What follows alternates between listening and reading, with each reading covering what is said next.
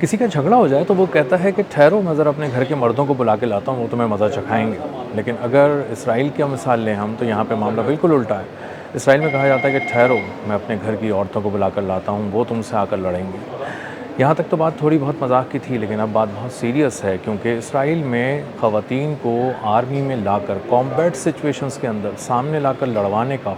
Man to man जिसको लड़ाई कहते हैं, उसमें ख़वातीन को झोंका जा रहा है और बड़ी तादाद में झोंका जा रहा है। और जो उसके फ़िगर्स हैं, जो उसके नंबर्स आ रहे हैं, वो इंतहाई हैरानकुन भी हैं और तशवीशनाक भी हैं। मेरा नाम असर अली ख़ान है और आप देख रहे हैं आज की बात। इसराइल में फ़ौजियों की क़िल्लत इस हद तक हो चुकी है और वहाँ से नौजवान इस हद तक जान छुड़ा रहे हैं कि वहाँ पे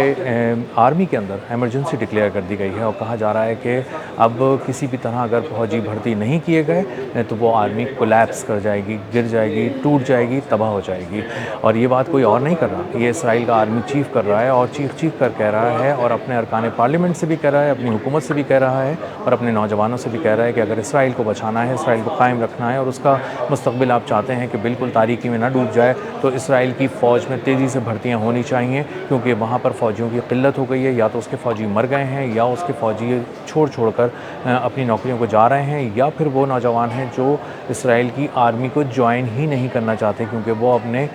पिछले लोगों का हशर देख चुके हैं, अपने कज़न्स का हशर देख चुके हैं, अपने बहुत सारे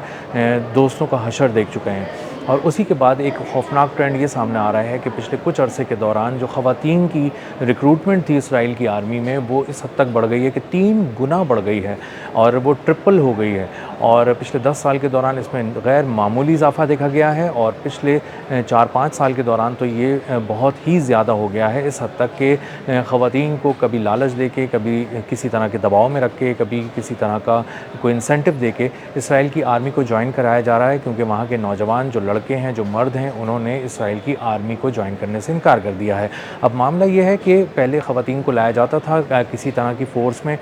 यानी वो अपनी फ़िज़ाइया में लाते थे, वो अपनी आर्मी में लाते थे और वहाँ पे इंजीनियरिंग कोर के अंदर लाते थे, मेडिकल कोर में लाते थे, किसी ऐसे काम में लाते थे जहाँ एक्टिव कॉम्बैट सिचुएशन के अंदर ख़वातीन को ना भेजा जाए, किसी तरह की दस्त-बदस्त लड़ाई में ना भेजा जाए। लेकिन अब हाल ये हो गया है कि फ़ौजियों की इतना काल पड़ गया है इसराइल में कि वहाँ पे कॉम्बैट सिचुएशंस में भी ख़वातीन को भेजा जा रहा है और ख़वातीन को भी नहीं, कम उम्र लड़कियों को भेजा जा रहा है। 18-18 साल की लड़कियों को गज़ा में लड़ने के लिए भेजा जा रहा है, लबनान में लड़ने के लिए भेजा जा रहा है और नतीजा क्या है, उनकी लाशें वापस आ रही हैं। मरने वालों में अब ख़वातीन सोल्जर्स भी शामिल हैं और वो बहुत ज़्यादा तकलीफ़ में आ गई हैं। किसी वक्त में वो आ तो गई थी किसी न किसी तरह के दबाव में, किसी लालच में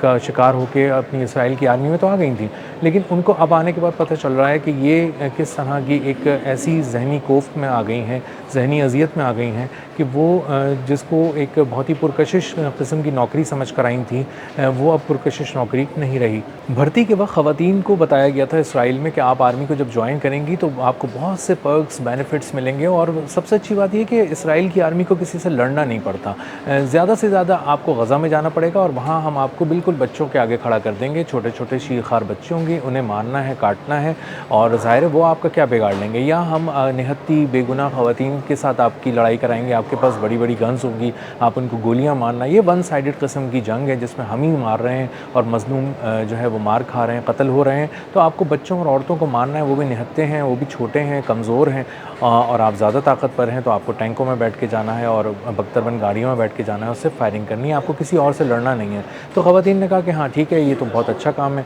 हमें इसका फ़ायदा भी है और हम एक नज़रिए से भी जुड़े हुए हैं जिसमें जो हमें काटना मारना है, मुसलमानों को ख़त्म करना है, उनकी नस्ल कुशी करनी है, मुनज़्ज़म नस्ल कुशी करनी है। तो वो जब गज़ा गईं तो वहाँ हमास से उनका वास्ता पड़ गया और हमास से जब उनका वास्ता पड़ा तो उनको अंदाज़ा हुआ कि हमास ने कुछ जगहों पे जब अटैक किया इसराइली आर्मी पे, तो वहाँ पे ख़वातीन सोल्जर्स भी थीं और वो भी एक्टिव कॉम्बैट के अंदर आईं और उन्होंने भी फायरिंग की, शदीद गोलाबारी की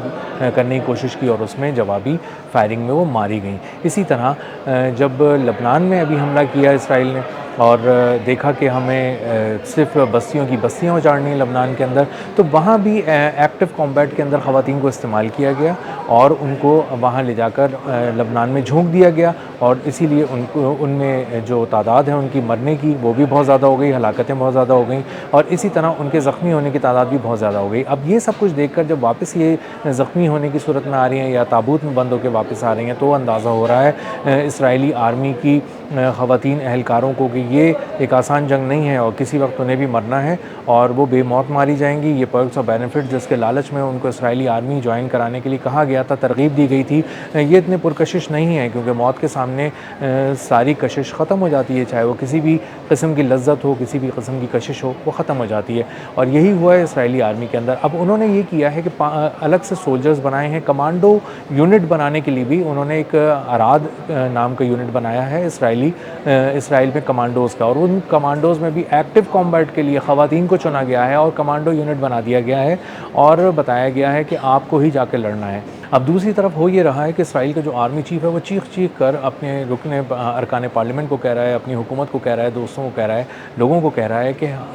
यहाँ पे इसराइल में आर्मी की का बहुत ही बुरा हाल है, लोग नहीं ज्वाइन कर रहे हैं, हमारे लोग जाना ही नहीं चाहते। अब जब वो लबनान का नाम सुनते हैं तो वो खौफज़दा हो जाते हैं और पोस्ट ट्रॉमेटिक स्ट्रेस डिसऑर्डर का शिकार हैं बहुत ज़्यादा फ़ौजी, बड़ी तादाद में, यानी जहनी तनाव का शिकार हैं और जहनी उलझनों का शिकार हैं, नफसियाती मसाइल का शिकार हो गए हैं उनके मर्द जो फ़ौजी हैं। और वो जब अपने